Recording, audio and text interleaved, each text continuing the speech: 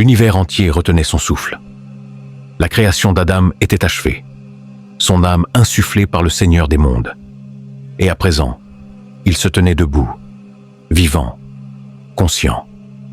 Il ressentait, il comprenait, il voyait, mais il ne savait pas encore tout ce que signifiait son existence.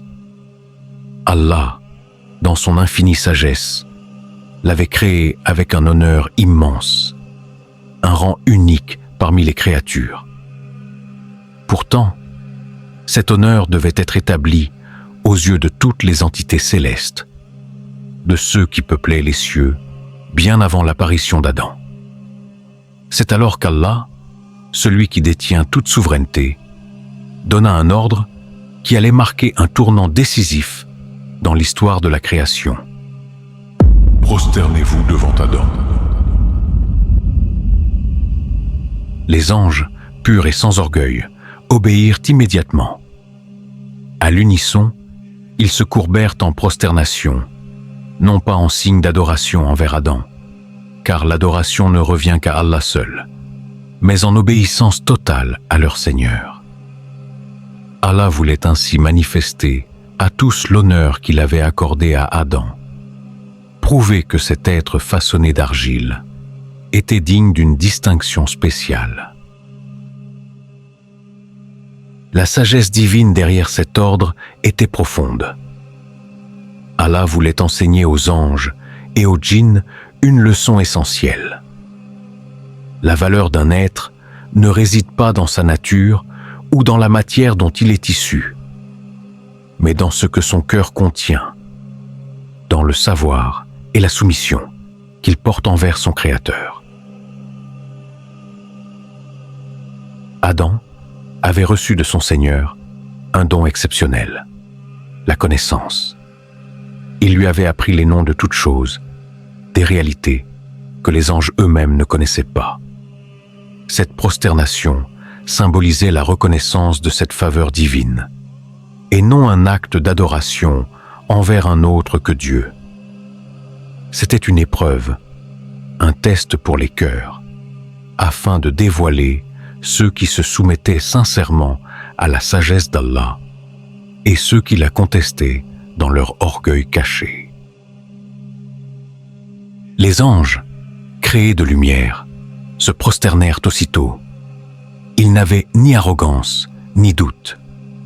Leur cœur était pur, dévoué à leur Seigneur, et ils savaient que chaque décret d'Allah était empreint de justice et de vérité. Ils acceptèrent la supériorité d'Adam, non pas par leur propre jugement, mais parce qu'Allah l'avait voulu ainsi. Mais un seul parmi eux refusa. Iblis, ce djinn qui se tenait parmi les anges en raison de sa piété passée, resta figé. Il ne ploya pas le front, il ne s'inclina pas. Son cœur bouillonnait de ressentiment. Il regardait Adam, et en lui naquit une jalousie qu'il n'avait jamais connue auparavant. Il ne comprenait pas pourquoi cet être d'argile, fragile et malléable, était soudainement honoré au-dessus de lui. Allah, dans sa sagesse infinie, l'interpella alors. « Qu'est-ce qui t'empêche de te prosterner devant celui que j'ai créé de mes mains, alors que je te l'ai ordonné ?»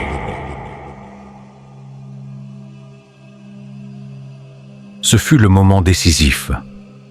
Iblis aurait pu se repentir, reconnaître son erreur, comprendre que la sagesse d'Allah dépasse toute logique créée.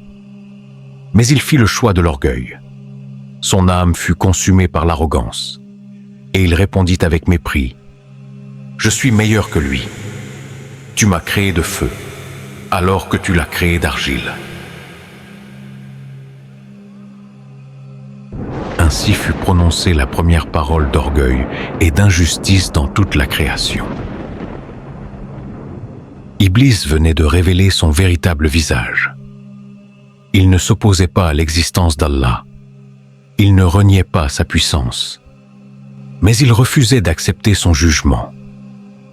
Il croyait que son essence, le feu, était supérieur à l'argile, qu'il méritait davantage de gloire qu'Adam. Il ne comprenait pas que ce qui élève une créature aux yeux d'Allah, ce n'est ni la matière dont elle est faite, ni sa puissance physique, mais sa piété et son obéissance. Alors, la sentence tomba, irrévocable. Descends d'ici. Il ne t'appartient pas de t'enorgueillir en ma présence. Sors. Tu es désormais parmi les humiliés.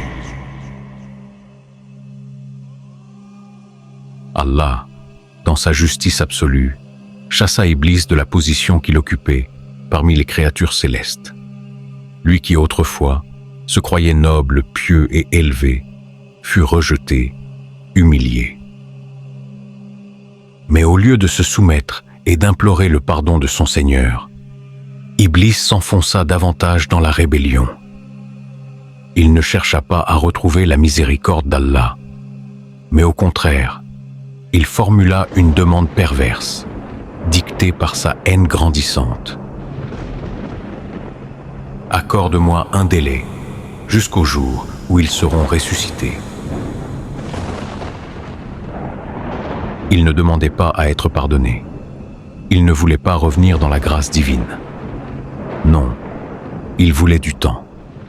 Du temps pour accomplir un dessein funeste, pour se venger de celui à cause de qui, selon lui, il avait été déchu.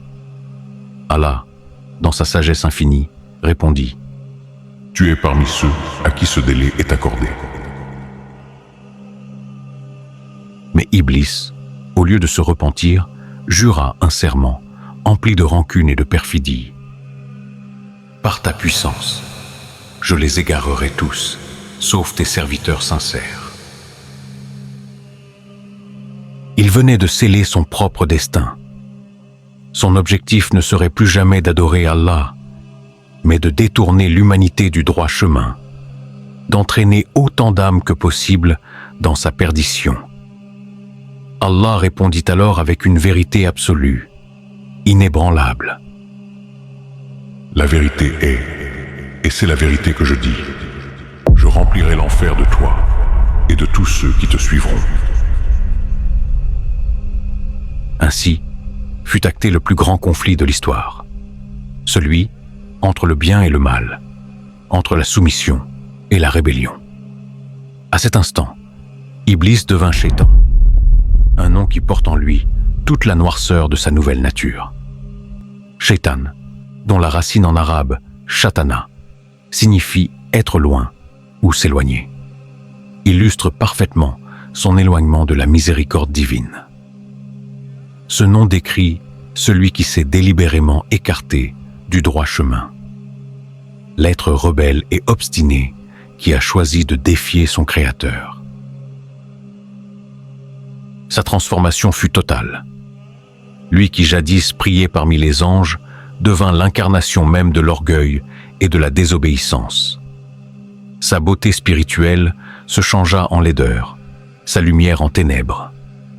Désormais, il ne serait plus connu que sous ce nom, Shaitan, le tentateur, l'ennemi juré de l'humanité, celui qui murmure dans les cœurs pour les détourner de leur Seigneur.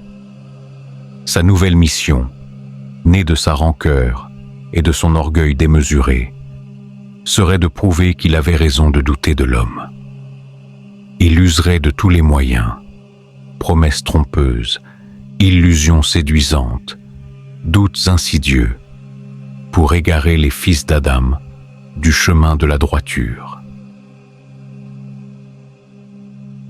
Adam, témoin silencieux de cette confrontation céleste, contemplait cette scène avec l'innocence de celui qui vient d'être façonné par les mains divines. Son âme pure, encore empreinte de la lumière de sa création récente, ne pouvait alors saisir toute la gravité de ce qui se déroulait sous ses yeux.